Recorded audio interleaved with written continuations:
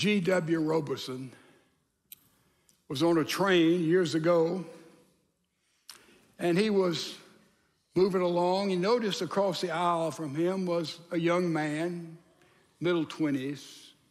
This young man, he noticed, would get up and walk around, and he would look out the windows, and he was very restless. And he said he watched him, and finally G.W. looked over at him and said, "Son, is something wrong? I notice you're really nervous and on edge."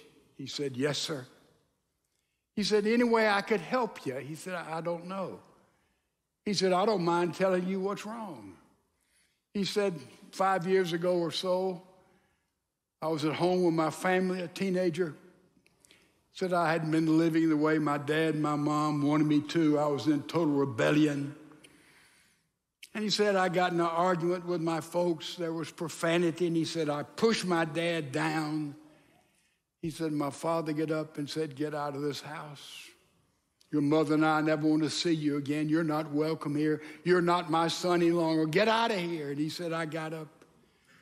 I got my stuff, and I left. He said, I went out and did some odd jobs, moved away.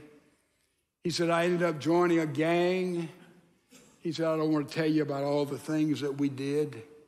Said, then we had a master plan to commit this robbery, but he said we were caught in the act, and I was sentenced underage. I got only 2 years. And he said, I got out about a year ago. He said, I wrote my folks little notes every month or so, never telling them what was going on in my life. But he said, I wrote a note about 2 weeks ago and told my folks that I'd be on this train.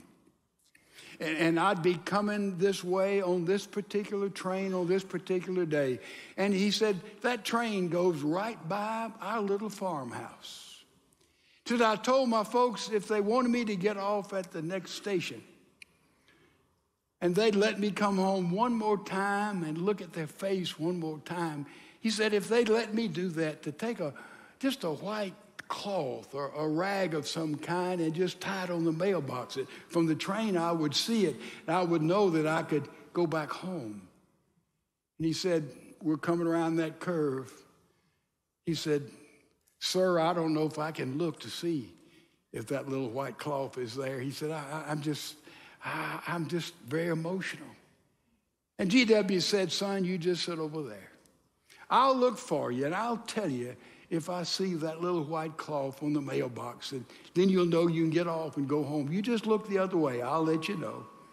And he said, sure enough, the train came around the tracks. He said he could see a little house in the distance by the tracks. He said the closer he got, he saw not only was there a white cloth tied to the mailbox, but there were white towels tied all to the fence. And he said, all on the posts of the house and the side of the house, and said they'd taken the white sheets and they'd hung it there on the clothesline. And he said, I looked out, it looked like it had snowed. That little house was covered with a sea of white. And he said, I looked at the young man, I said, son, get up and look. He said he stood. He got very emotional.